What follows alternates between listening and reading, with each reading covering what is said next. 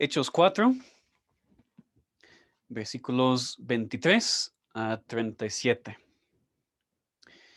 Y puestos en libertad, vinieron a los suyos y contaron todo lo que los principales sacerdotes y los ancianos les habían dicho.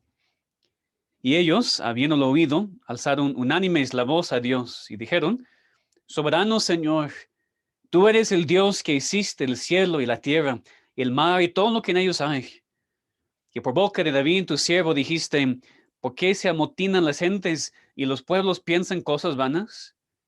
Se reunieron los reyes de la tierra y los príncipes se juntaron en uno contra el Señor y contra su Cristo. Porque verdaderamente se unieron en esta ciudad contra tu santo Hijo Jesús, a quien ungiste, Herodes y Poncio Pilato, con los gentiles y el pueblo de Israel, para hacer cuanto tu mano y tu consejo habían antes determinado que sucediera.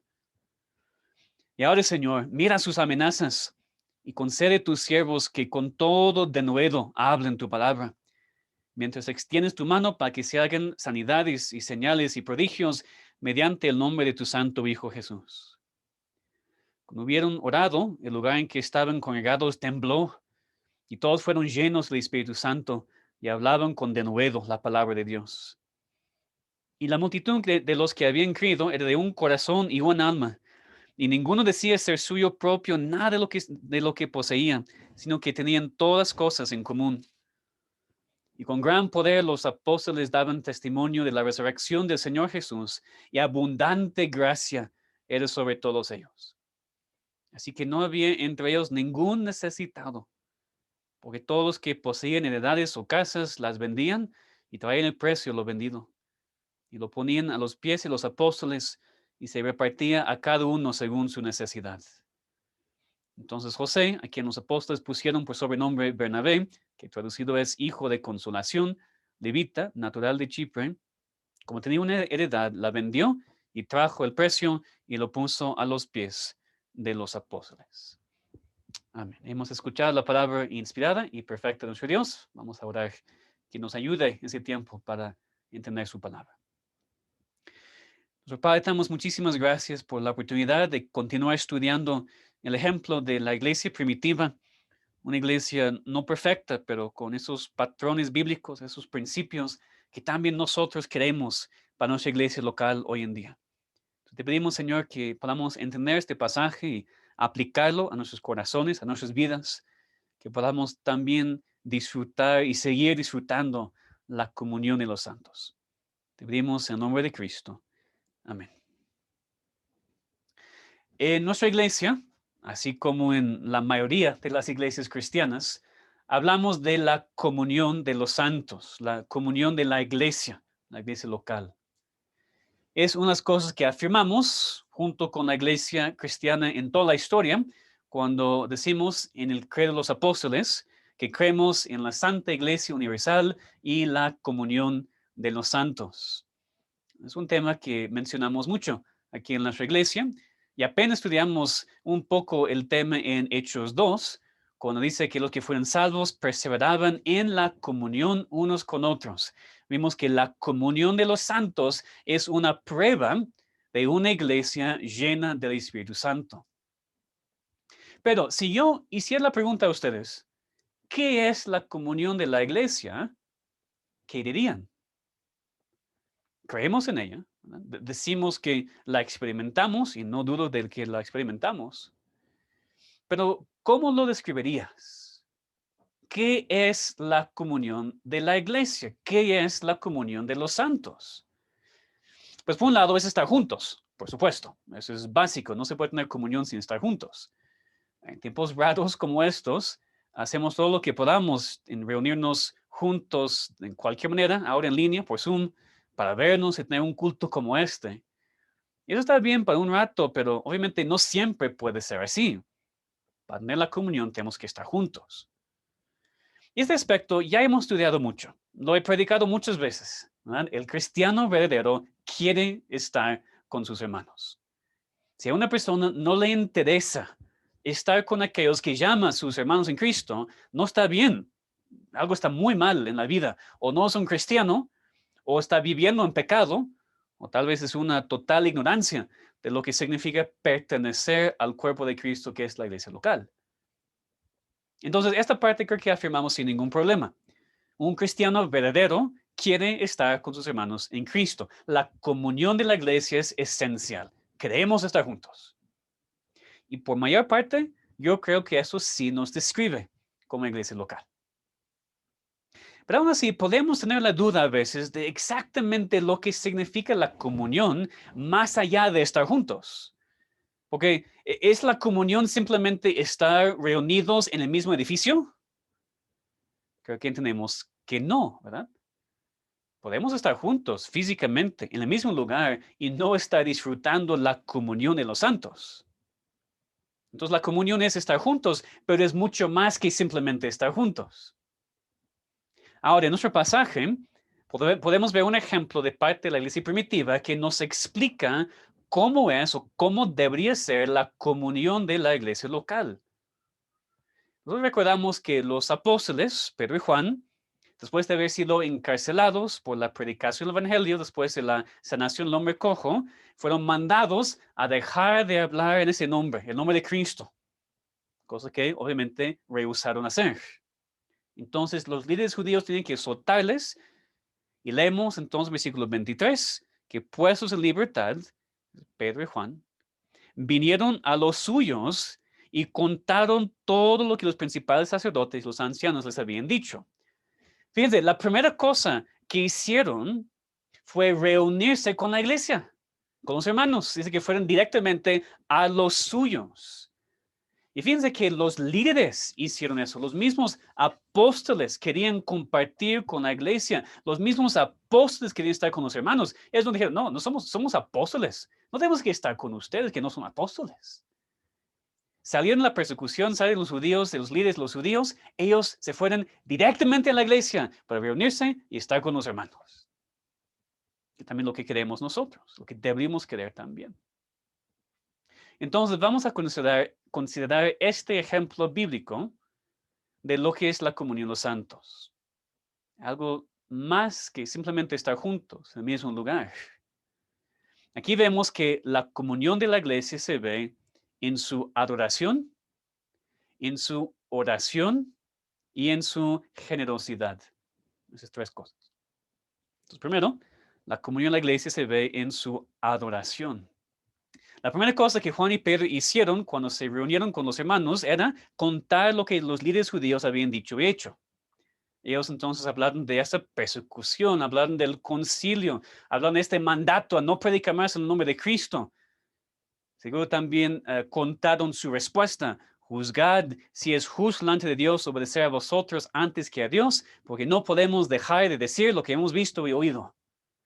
Todo eso los apóstoles estaban contando a la iglesia. Y tal vez esperaríamos que la iglesia empezara a alabar a ellos. Pues qué bueno que respondieron así. Ustedes dijeron lo correcto. Qué bueno para ustedes. Pues no vemos nada de eso. No vemos ningún enfoque en los apóstoles en esta reunión.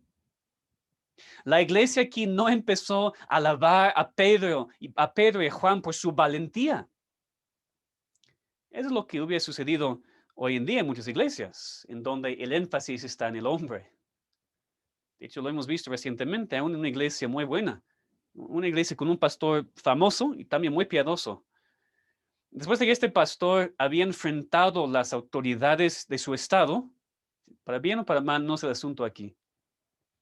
El siguiente domingo, cuando él subió al púlpito para predicar, su congregación se puso de pie para aplaudirle por un buen rato. Ahora, yo estoy seguro que este pastor quiere dar toda la gloria a Dios y la iglesia también. Pero con eso vemos cuán fácil es, aún para el hombre más piadoso, la iglesia más bíblica, caer en la trampa de enfocarse en el hombre durante la adoración a Dios. Y si eso puede suceder en una iglesia tan buena como esta, una iglesia ejemplar en muchos aspectos, ¿cuánto más sucede hoy en día en las iglesias que no tienen la sana doctrina? Pero vemos el ejemplo aquí de cómo debería ser. Los hermanos no se enfocaron en el hombre, sino en Dios. Dice el versículo 24, y ellos, habiéndolo oído, alzaron unánimes la voz a Dios no alzaron la voz para alabar a Pedro y a Juan, sino para alabar a Dios. Leemos aquí en versículo 24 lo que dijeron: soberano Señor, tú eres el Dios que hiciste el cielo y la tierra, el mar y todo lo que en ellos hay. Ellos enfocaron su adoración en el Dios soberano. Soberano Señor. Y aquí usaron una palabra que normalmente se refiere a un amo en cuanto a sus esclavos. Soberano Señor, la palabra literal es déspota. Tiene una connotación muy negativa para nosotros, por supuesto. Es una palabra fuerte para mostrar que Dios tiene el control absoluto sobre su pueblo. Entonces es un Señor, es un amo amoroso, por supuesto, es la diferencia. Pero sí tiene el control absoluto sobre su creación. También le alabaron como creador. Tú eres el Dios que hiciste el cielo y la tierra, el mar y todo lo que en ellos hay. Y podemos ver que por ese enfoque que tienen Dios como soberano, como creador, esos hermanos no temían la persecución. ¿Cómo temer la persecución cuando ellos servían al Dios soberano? El Dios que tiene el control absoluto sobre todo, el Dios quien creó todo. Entonces su adoración estaba enfocada en Dios, no en el hombre. También su adoración estaba enfocada en la palabra, porque vemos en los siguientes versículos que ellos citan el Salmo 2. Eso vamos a ver más detalle en un momento, porque lo que leemos aquí en su adoración era una oración por mayor parte, y quiero que veamos esto de manera muy específica. Pero fíjense lo que aprendemos aquí en cuanto a la comunión de la iglesia. Nosotros disfrutamos la comunión de la iglesia no solamente estando juntos en el mismo lugar, sino estando juntos en el mismo lugar, adorando al mismo Dios conforme a su propia palabra. Eso tal vez parece obvio, pero sí es muy importante. Porque si la adoración de una iglesia empieza a enfocarse en el ser humano, en el hombre, esto divide en vez de une. Porque entonces buscamos un tipo de adoración que a todos les gusta y terminamos con nadie satisfecho. Lo que pasa hoy en día en muchas iglesias, vemos la actitud de: a mí me gusta la música así, voy a una iglesia que tiene la música que a mí me gusta. A mi generación nos gusta ese tipo de música. A mí me gusta un culto en donde hacemos tal cosa. Entonces eso va a dividir, porque la iglesia hace su adoración o planea su adoración para que cierta gente venga. Después la cambia porque no está funcionando. Después la cambia otra vez y otra vez y otra vez. En vez de hacer la adoración conforme a la palabra de Dios, no importa lo que quiere la gente. Porque en realidad los gustos de la gente no importan en la adoración pública a Dios. Porque estamos reunidos para adorar a Dios conforme a lo que Él ha establecido en su palabra, no para atraer a la gente al culto, ni para complacer a los que están. Y por eso creemos que el culto no es ante todo para los incrédulos, aunque queremos que vengan y escuchen el evangelio y sean salvos, pero planeamos los cultos primero para darle gloria a Dios y segundo para los cristianos, para nosotros que adoramos a Dios. Entonces, esto vemos aquí en este pasaje, en primer lugar, en cuanto a la comunión de la iglesia. La comunión de la iglesia se ve en su adoración. Cuando estamos juntos, los hijos de Dios, alabando a Dios como soberano creador, enfocándonos en Él y no en el hombre. En segundo lugar, la comunión en la iglesia se ve en su oración. Porque vemos aquí que la adoración de esta iglesia, de la cual leemos los versículos, es en gran parte una oración. Lo más probable es que su adoración era mucho más extensa, pero lo que Lucas registra aquí para nosotros es su oración. Aquí vemos que la comunión de la iglesia se ve también en su oración. Tal vez alguien escucha esto y dice: otra vez el pastor repitiendo las mismas cosas siempre, los mismos temas siempre en la oración. Pero simplemente estoy mostrándoles lo que está en el texto. La iglesia primitiva estaba enfocada en la oración corporativa. Era su prioridad, era la clave de su poder. Y hoy en día muchos dicen que quieren que su iglesia sea como la iglesia primitiva, pero se refieren más a creer los milagros y las sanaciones, hablar en lenguas y esas cosas. Y no se dan cuenta que la prueba para ver si una iglesia es como la iglesia primitiva es la participación en las reuniones de oración en su iglesia local. Eso es lo que une la iglesia, es lo que muestra la comunión de la iglesia. Sí, la comunión en la iglesia no se ve tanto en la comida después del culto o platicando después del culto, aunque esas cosas son muy buenas y muy importantes, sino orando juntos. Y creo que estamos de acuerdo, ¿verdad? Hemos experimentado eso en esos meses. La oración, cuando lo hacemos juntos, eso nos ha unido, aún sin estar en el mismo lugar presencialmente. Pero no solamente que vemos otra vez aquí que estaban orando juntos, sino aquí vemos en más detalle cómo oraron. Eso nos ayuda a ver los principios en cuanto a cómo la iglesia debería orar cuando se reúne para orar.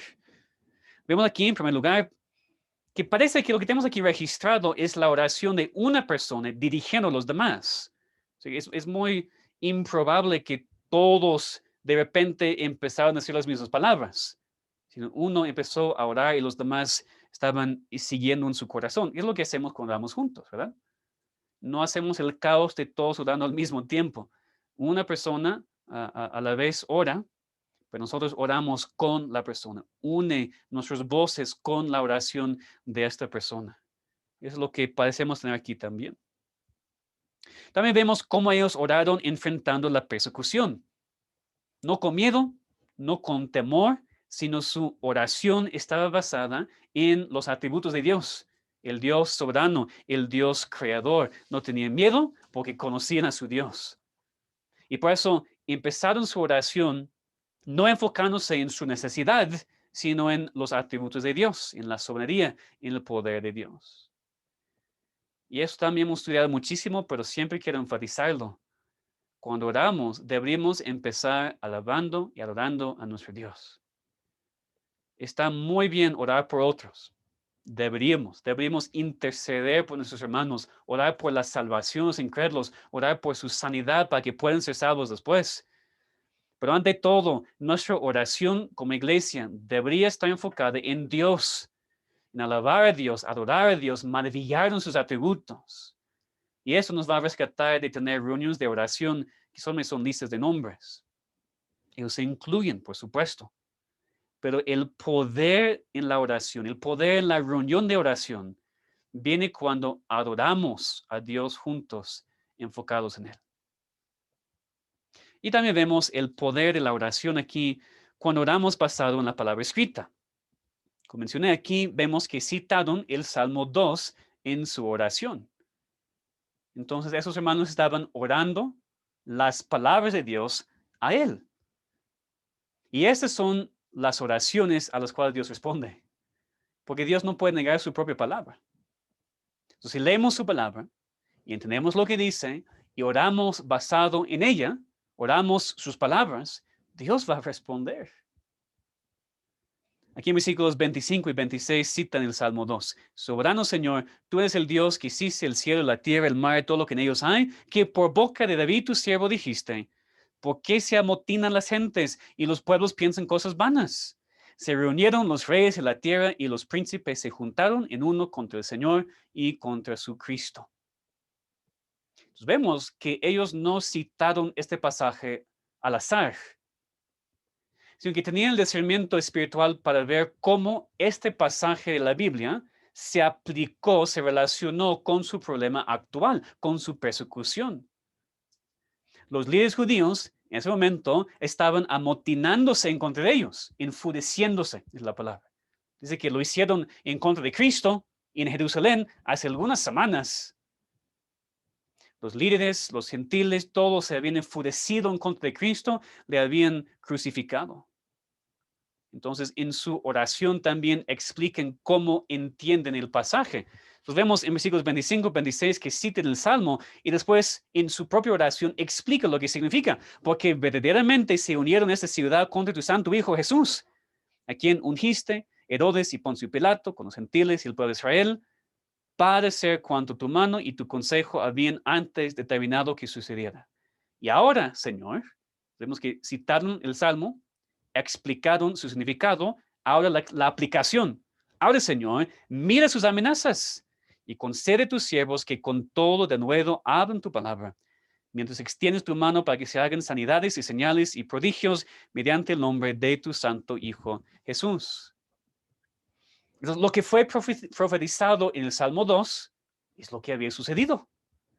Se habían juntado en contra de Jesús para matarle. Aquí reconocen que todo fue hecho para hacer cuanto tu mano y tu consejo habían antes determinado que sucediera. Y viendo eso, viendo que la profecía fue cumplida en el control con la soberanía de Dios, ellos oran que Dios haga lo mismo con ellos, que mire las amenazas, que concede a los siervos el denuedo para predicar, acompañado por las señales y prodigios en el nombre de su Hijo Jesús. Es interesante aquí que no les sorprendió lo que les estaba sucediendo con la persecución. Ellos nos dijeron, Dios, ¿cómo es posible que estamos sufriendo eso? ¿Cómo es posible que tenemos líderes tan malos como estos?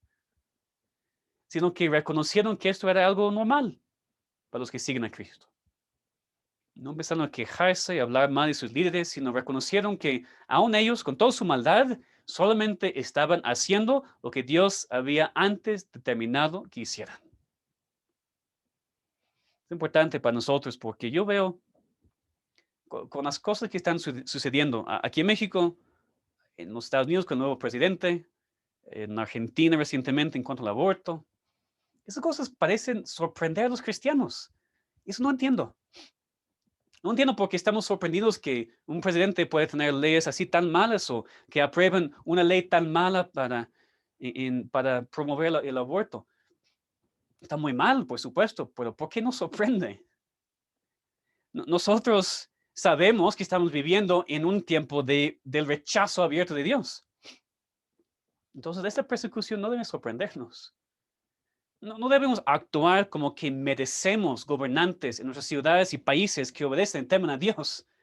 Nosotros, nuestras naciones, merecen los líderes que tenemos porque están bajo juicio. Y lo que es más, tampoco tememos o deberíamos temer lo que va a suceder en el futuro, porque creemos que Dios va a crecer a su iglesia por medio de la persecución. Y por eso la esperamos con brazos abiertos. Entonces vemos la oración de la iglesia aquí. Ellos empezaron orando los atributos de Dios. Él es soberano, Él es creador. Después cita la Biblia y la aplica a su situación actual. Ellos oran conforme a la palabra de Dios. Después hacen su petición. Piden a Dios que les dé de nuevo para continuar proclamando su evangelio aún ante la persecución. Y vemos aquí que Dios respondió. ¿Y cómo respondió a su adoración y oración? En versículo 31 vemos que Dios respondió con la llenura del Espíritu. Cuando hubieron orado, el lugar en que estaban congregados tembló y todos fueron llenos del Espíritu Santo y hablaban con denuedo la palabra de Dios. Eso nos recuerda lo que pasó en el día de Pentecostés, pero esto no fue un nuevo bautismo del Espíritu Santo, sino aquí habla de su llenura, más poder, más gracia para enfrentar los días difíciles. Es precisamente lo que nosotros necesitamos y queremos también, ser llenos del Espíritu Santo para enfrentar la persecución, para vivir por Dios.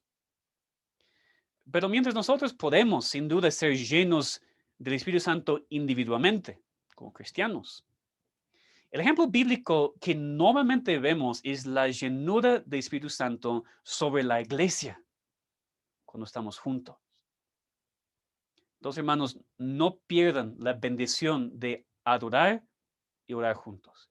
Y bueno, ustedes que están en este culto, escuchando este mensaje, pues lo están haciendo. Que oremos entonces por otros hermanos que todavía no entienden completamente las bendiciones que están perdiendo porque no quieren adorar a Dios, orar juntos con nosotros. Y aquí, cuando Dios les llenó de su espíritu, vemos que respondió a su oración, dándoles el denuedo para predicar el evangelio. Dice que como resultado de ser llenos del Espíritu Santo, hablaban con denuedo la palabra de Dios, que es lo que habían pedido. Versículo 29. Ahora, Señor, mira sus amenazas y concede a tus siervos que con todo denuedo hablen tu palabra. Dios respondió. También vemos en versículo 33 que Dios siguió obrándome los apóstoles, haciendo las señales y prodigios para mostrar que eran testigos de Cristo. Entonces, la comunión de la iglesia es muy importante. La comunión, en el tiempo de la comunión, Dios puede llenarnos de poder. Ya vemos que no simplemente estar reunidos y estar contentos que aquí estamos físicamente, sino adorar juntos, orar juntos y después salir y predicar a los demás para que sean salvos y también sean añadidos a la iglesia.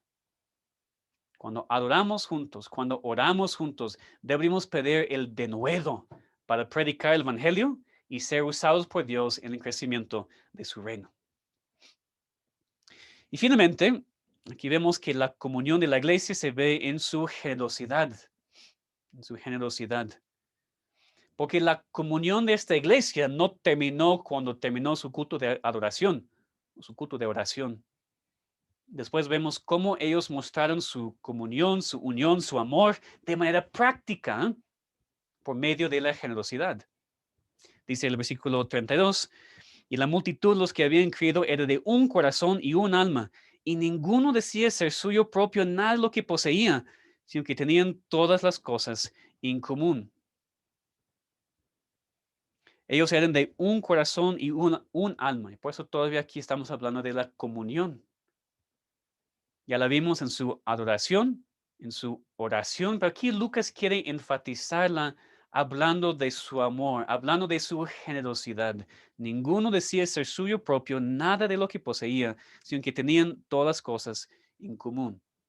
Recuerden, eso vimos en capítulo 2, eso no era el socialismo, el comunismo, sino que ellos mostraron su generosidad para con aquellos que no tenían. Versículo 34. Así que no había entre ellos ningún necesitado, porque todos los que poseían heredades y casas las vendían y traían el precio de lo vendido y lo ponían a los pies de los apóstoles y se repartía cada uno según su necesidad. Es según la necesidad. La gente podía ganar dinero y tener posesiones, heredades y casas, no había problema. Pero cuando vieron a un hermano en necesidad, no dijeron, pues no tengo. No guardaban lo que pertenecía a ellos, sino que lo vendían para ayudar a su hermano. Nadie le forzó. Como vemos en el siguiente capítulo, una persona pudiera haber vendido su propiedad y solamente dar una parte a la iglesia sin ningún problema.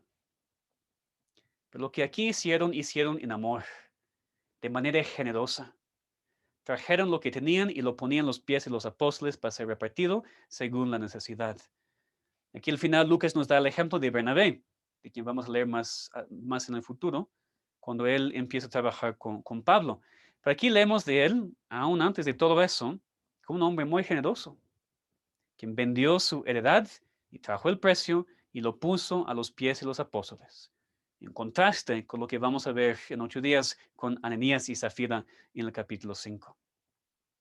Así que vemos que la comunión de la iglesia no está restringida a los domingos. Aunque lo que vemos aquí probablemente se aplica mucho a las ofrendas los domingos, porque dice que vendían lo que tenían y lo ponían a los pies de los apóstoles, probablemente en una reunión de la iglesia. Entonces, sí aplicación para la ofrenda, para esta parte de nuestra adoración los domingos cuando podemos dar a Dios y a otros. Pero también aquí vemos que la comunión de la iglesia no está restringida a estar juntos cantando a Dios y orando, sino también tiene una faceta práctica. Mostramos la comunión que tenemos, el amor que tenemos los unos con los otros, por medio de lo que sacrificamos cuando vemos a otros en necesidad. Como vimos hoy en el primer culto, no ganamos simplemente para poder vivir, no para acumular cosas, sino para poder ayudar a otros. Aquí dirijo mis palabras primero a los jóvenes, a quienes quiero exhortar a hacer sus tesoros en el cielo y no aquí en la tierra. El mundo les dice algo completamente diferente, que deberían ganar y gastar en lo que ustedes quieren, porque ustedes lo merecen. Pero la Biblia dice otra cosa. La Biblia habla de un amor sacrificial. Es para todos, por supuesto, no solo para los jóvenes. Y doy gracias a Dios porque tenemos ese tipo de comunión en nuestra iglesia. En este último año casi hemos visto la generosidad de nuestra iglesia local y me ha animado muchísimo. Entonces, que continuemos mostrando este amor. No solamente en tiempo de pandemia, sino en todo momento. Una iglesia debería esforzarse por esta meta que vemos aquí, no tener ningún necesitado. Por supuesto, a veces hay personas necesitadas porque no saben administrar sus vidas y sus finanzas. Y por eso tenemos diáconos. Vemos aquí en el capítulo 6 la necesidad de los diáconos. Necesitamos a hombres con discernimiento para que no malgastemos el dinero como iglesia, para que no lo demos a personas que están en necesidad por su propia pereza o por su propia mala administración. Pero por supuesto, hay personas verdaderamente necesitadas en la iglesia y queremos ayudarlas. Queremos que no haya necesitado en la iglesia, así mostrando nuestro amor y nuestra comunión. Esas son las tres cosas. La comunión se ve en la adoración, en la oración y en la generosidad. Ahora, en nuestra iglesia, no hay ninguna duda de que disfrutamos mucho la comunión de los santos. Pero aunque nos hemos enfocado en esto en el pasado, es una cosa en la cual siempre debemos pensar y continuar creciendo. Porque el hecho de que hemos adorado juntos y hemos orado juntos, alabando a Dios, orando su palabra en el pasado, no significa que automáticamente lo haremos para siempre. Tenemos que constantemente estar creciendo y perseverando. Constantemente en la palabra, constantemente en oración, constantemente pidiendo más y más deseo de estar juntos y más llenos del Espíritu Santo. Entonces ya somos, por mayor parte, de un corazón y un alma como iglesia local. Pero queremos continuar siendo de un corazón y un alma. No podemos solamente confiar en el pasado, sino continuar y perseverar en esta comunión que tenemos. Que sigamos orando que Dios tenga misericordia para que podamos estar juntos otra vez en persona los domingos. Y mientras, que no nos desanimemos, sino que continuemos conectándonos por este medio para vernos y adorar a Dios juntos y orar juntos y aprender juntos. No solamente los domingos, sino que sigamos animándonos unos a otros entre semana, siendo generosos en todo momento, en las ofrendas, pero también otras medidas prácticas, mostrando nuestro amor para con otros. Y por supuesto que sigamos orando juntos. El pastor Martin Lloyd-Jones dijo, en cuanto a este pasaje en Hechos, desde el principio, la reunión de oración fue el indicador de la vida espiritual de la iglesia. Y esto hemos visto. Sigue siendo la verdad. Y digo, es lo que me ha animado de nuestra iglesia local en estos días. El gran deseo que yo veo que tenemos de estar juntos en la oración. Entonces, hemos hecho eso muy bien. Hemos disfrutado la oración juntos. Ahora que no perdamos eso en los días siguientes. Porque así es cuando Dios empieza a obrar. Cuando quiere mandar un avivamiento. Primero avive la reunión de oración. Como Dios ha estado haciendo entre nosotros. Entonces, que no nos cansemos de hacer bien, porque a su tiempo segaremos si no desmayamos. Es la exhortación para nosotros. Seguir siendo lo que hemos estado haciendo y aún más y más y más. Y finalmente, que reconozcamos nuestra necesidad de esta comunión, de estar juntos, especialmente ante la persecución o cualquier tribulación. Cuando enfrentamos la persecución o cuando pasamos por pruebas en nuestras vidas, ataques de otras personas, en la misma casa, o con los vecinos, en el trabajo, lo que sea, necesitamos a otros. Tú no puedes solo. Dios te ha creado y te ha salvado para estar en familia, en el cuerpo, en la iglesia. Necesitas a los demás. Necesitas pedir por denuedo juntos. Necesitamos pedir juntos por el valor para continuar viviendo por Dios y proclamando su evangelio, aún en tiempos difíciles. Aún con el esposo que no quiere nada que ver con eso. Aún con los hijos que son rebeldes. Aún con los papás que son incrédulos. Necesitamos animarnos unos a otros y compartir lo que Dios ha hecho en nosotros y recibir este ánimo y ayuda. Por eso está la iglesia. Esa es parte de la comunión. Nos necesitamos unos a otros. Que sigamos haciendo eso en esos días de pandemia y en todo el tiempo. Compartiendo con nuestros hermanos y también compartiendo con los incrédulos para que sean salvos para que vengan a Cristo en la salvación. Necesitamos entonces de nuevo. Aquí los mismos apóstoles tenían que pedir por el denuedo de Dios para proclamar el Evangelio. ¿Cuánto más nosotros? Los apóstoles necesitaban orar para estar siempre llenos del Espíritu Santo. ¿Cuánto más nosotros? Los apóstoles de Cristo necesitaban la iglesia local. ¿Cuánto más nosotros? Ellos necesitaban orar con su iglesia. A veces pensamos que no. Necesitamos la iglesia local. Necesitamos la comunión de los santos, especialmente para fortaleza en el tiempo difícil. Como leemos en Filipenses, necesitamos tener el mismo amor, estar unánimes, sintiendo una misma cosa. O dice en Efesios que necesitamos soportar con paciencia los unos a los otros en amor, solícitos en guardar la unidad del Espíritu y el vínculo de la paz. Entonces, que Dios nos dé mucha gracia para vivir así. Aquí así como leemos en el versículo 33, habla que abundante gracia era sobre todos ellos. Que Dios nos llene con abundante gracia en esta iglesia local para seguir viviendo en comunión, en unión con la iglesia.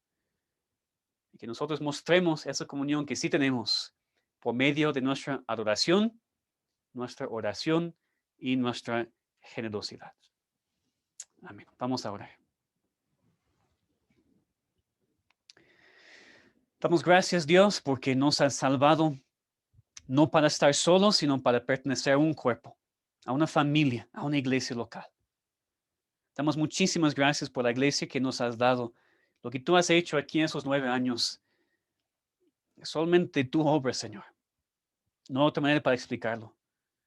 Damos gracias que nos has unido, personas de diferentes países, diferentes culturas, diferentes trasfondos y experiencias. Aquí estamos juntos, adorándote, orando juntos, mostrando el amor práctico por medio de nuestra generosidad.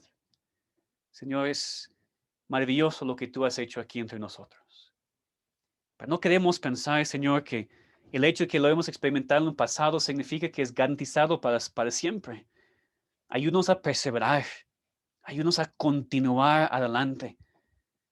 Y te pedimos, Señor, por algunas personas que tal vez todavía no entienden eso, que piensan que no es tan importante, sino no queremos que ellos sigan perdiendo la bendición. Sigue uniéndonos, te pedimos, Señor, como iglesia local. Sigue agregando a tu iglesia más personas que quieren adorarte y alabarte junto con nosotros. Te pedimos que tú hagas tu obra aquí entre nosotros, porque nosotros no queremos hacer nada en nuestras propias fuerzas. Queremos que tú hagas la obra por medio de tu Espíritu Santo. Llénanos, danos de nuevo, así como a los apóstoles, para que podamos proclamar tu evangelio y también para que podamos seguir disfrutando esta comunión de los santos. Eso te pedimos en el nombre de Cristo. Amén.